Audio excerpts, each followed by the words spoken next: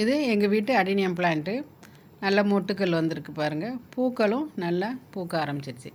நான் 2 வருஷமாகவே adenium plant வளர்த்திட்ருக்கேன். இந்த pink கலருக்கு இன்னொரு டார்க்கு ரெட்டு இருக்குது.